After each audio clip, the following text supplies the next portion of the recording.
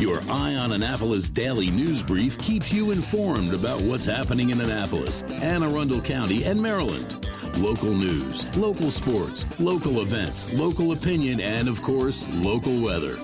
Your Eye on Annapolis daily news brief starts now. Good morning. It's Thursday, January 13th, 2022. This is John Frenaye, and this is your Eye on Annapolis daily news brief. Hey, it looks like there's a storm coming in, and George will have more on that in a little bit, but here is a PSA. While there's never really been a storm in the area to warrant the typical grocery hoarding that we see, really, when was the last time we were ever trapped for weeks without food? But if you are low on food or do need to go grocery shopping, you may want to start shopping today, since most of the grocery stores in the area are inexplicably depleted. Also, you want to head to K&B True Value and pick up a bag or two of salt if you don't have one. And they just got a few more pallets in, so they do have a whole bunch there. All right, it is time for the news, so let's get into it, shall we? This is not in Anne Arundel County, but it's darned close, and it merits talking about. Around 9 p.m. on Tuesday night, a woman was shot in her car along southbound Route 3 near Annapolis Road in Prince George's County. Now, this is about 700 feet from the county line at Route 450 and about 2 miles south of Crofton. The state police are investigating, and they don't have a whole lot to go on. The victim was not seriously injured. There were multiple bullet holes in the side of her car, which indicates it was a lot of shooting going on. If anyone may have seen anything around 9 p.m. on Tuesday evening, please give the Maryland State Police College Park Barracks a call at 301-345-3101, and you can remain anonymous. In the As Expected file, County Councilman Nathan Volke and County Executive Candidate Herb McMillan are leading the charge on filing a lawsuit against the county and the health department for their masking order. They claim it's invalid because they need specific permission from the Maryland Secretary of Health, and it is only used for when a disease is discovered. They are arguing that COVID has been around for 2 years. The suit is expected to be filed next week, asking for a temporary restraining order. If successful, a judge will grant a 10-day order, with the case to be heard at the end of that.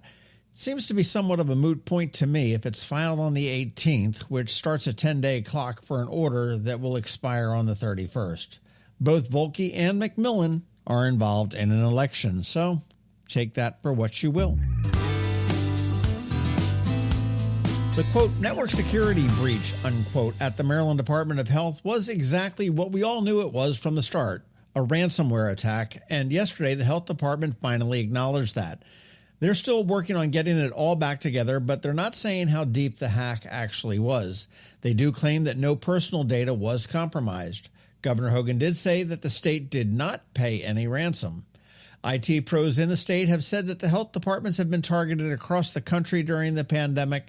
Maryland is not alone. The FBI and Homeland Security are also working with Maryland authorities in the investigation.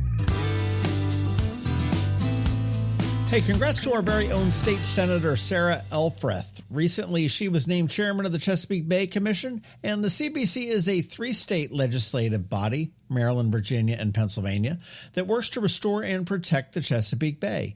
Sarah is a huge advocate for the Bay as a legislator, and her experience working with the National Aquarium in Baltimore for so many years will only help her. Oh, by the way, the National Aquarium in Baltimore is now requiring proof of vaccination for entry. Anyhow, this is a great selection and great news for the Chesapeake Bay.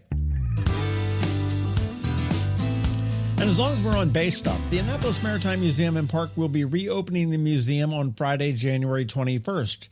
They were closed due to the COVID spread, but they have it under control now with cleanings, etc. Masks will be required regardless of the court case. And also, tonight is the first installment of their 2022 Winter Lecture Series. 7 p.m. online. Cost is $10, but as I always say, membership is a bargain, and at the first mate and above level, you get the lectures for free. Up tonight, it's How John Yates Bell and His Men Became Maritime Mosby Rangers. Sounds very interesting to me. Membership tickets to the lecture, shopping at their store, booking their space for a party, going out on the Wilmely, all that is available at amaritime.org. All right, and keep the business names coming in. We should be starting up again this Saturday with our local business spotlight. It might be next Saturday, but we just spoke with Joshua from Encore Creativity for Older Adults, and this one actually was very surprising to me in quite a few ways. You want to send me those names of any organizations or businesses that should be spotlighted?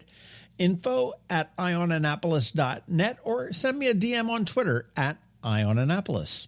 And that is it for the news today. But first, a quick thank you to our sponsors for today's Daily News Brief, Rehab to Perform, Solar Energy Services, and the Kristi Neidhardt Team of Northrop Realty, a Long and Foster company. It is Thursday, so we have Trevor from Annapolis Makerspace with your Maker Minutes. And of course, George from DCMDVA Weather is here with your locally forecast weather. Spoiler, he talks about a snowstorm likely coming our way. All of that gets underway in just a bit. So hang tight. Hello, energy consumers. This is Rick Peters, president of Solar Energy Services. With all the talk of energy resilience in the news recently, I'm surprised there's not more talk about solar plus batteries, especially since 1/3 of all of our new residential solar projects include a battery backup system that provides instant energy security and peace of mind. And with incentives in place for battery backup, this investment is now more affordable than ever. With financing rates as low as 0.99% and plans offering 18 months same as cash, it's now easier than ever to go solar with no money down. Financing creates an easy bill swap scenario where you replace your electric bill with a loan payment, allowing you to build equity in your own personal energy supply. Don't wait for your next power outage to act. Contact us today at 410-923-6090 or visit us at solarsaves.net to learn more about solar with battery backup. Don't wait another minute. Sunshine's are wasted. Sunshine, sunshine, nothing else can make me feel so fine. When you live near Annapolis, you know how fickle the weather can be. So you need a truly local forecast that's accurate and reliable. Forecast right here in Annapolis. DCMDVA Weather is not just for today, but for the rest of the week and the weekend too. Now here's George Young of DCMDVA Weather with the weather outlook for today and beyond. Hey everyone, this is George with DCMDVA Weather, and this is your Eye on Annapolis forecast for Thursday, January 13th. Not a bad day yesterday for the Annapolis region with temps in the 40s and plenty of sunshine, and today will be very similar with more 40s, mixed skies, and light winds ahead of even more 40s tomorrow, but with breezy winds gusting over 20 to 25 miles per hour at times as the cold front moves through, which will open the door for more Arctic air to move in with highs Saturday only back into the upper 20s again, with a storm now likely Sunday into Monday. Confidence is high as of this morning that a powerful storm will impact the Mid-Atlantic region, but still tons of uncertainty on storm track, precip types, and amounts. Some snow is likely from this storm, but the big unknown, based heavily on what the exact track of the low-pressure center will be, is where and when there will be a changeover to mixed precip and or plain rain, and if so, when will it occur and for how long? Stay tuned for updates throughout each day today through the weekend on this potentially impactful winter storm, as details on specifics may not become very clear with this particular storm until late Friday or even midday Saturday. Okay, that's it for today. This is George Young of DCMDVA Weather. Make it a great day out there. Stay healthy and be safe. And be sure to follow us on Facebook and Twitter, as well as on our website at dcmdvaweather.info, and definitely download our DCMDVA Weather app on all of your devices from either the Apple or Google App Stores, so you can always stay weather informed. Another moving moment from Kristi Neidhardt of the Kristi Neidhardt Team from Northrop Realty, a Long and Foster company. So maybe you've heard by now, the real estate market is hot. Actually, on fire might be a better term. And if you've been thinking about changing your address lately, but need to get your house market ready, here are a few simple tips to make your house shine. Clear the clutter. Basically making your house look like no one lives there when you still live there. Removing everything from kitchen and bathroom countertops is a great start. Give your house a deep clean. We're not just talking about a simple dust and vacuum. Think of this as detailing your house. Get into those hard-to-reach places, especially in the rooms buyers will focus on, like the kitchen and bathrooms, and power wash the outside walkways and decks. A fresh coat of paint can go a long way. Light gray and white trim is a safe choice. And finally, talk to us. The Kristi Neidhardt Team can help you find things you might not notice around your house that can make a huge difference in your sale price. That's another moving moment from Kristi Neidhardt. To get in touch, call 410-295-6579 or visit kn-team.com. That's kn-team.com. Every week, makers, crafters, and educators hold events all over the area. Highlighting some of those, here's our Maker Minutes, brought to you by Annapolis Makerspace. Hey, this is Trevor from Annapolis Makerspace with this week's Maker Minutes. Today, the Alliance for the Chesapeake Bay is having their 4th annual Wild and Scenic Film Festival, taking place virtually this year. Historically hosted in Maryland, Pennsylvania, Virginia, and D.C. all on the same night, bringing together communities, companies, and conservationists to help improve the lands and waters to the Chesapeake Bay watershed. This year includes 14 short films, guest speaker and sponsor videos, and the tickets include 5 days of on-demand playback. Head on over to allianceforthebay.org for more information. It knits in pieces off of Bestgate Road. Monday, they're doing shawl knitting, Demelza's song, the first of 2 sessions, and registration is open for a bunch of workshops coming up soon, including their January-February Learn to Knit sessions, Learn to Knit Socks, Toft Crochet Animals, Knit a Vest, and Learn to Knit a Gambit Cardi Sweater, as well as their regular knit coaching sessions on Mondays, Tuesdays, and Wednesdays. Tomorrow and Saturday, Books for International Goodwill is having another one of their big book sales. This is a big fundraiser for the Pearl Rotary Club. They have thousands of books at great prices, and they're very well organized. It's just up Defense Highway and well worth checking out. Tomorrow, the Creative and Performing Arts of South County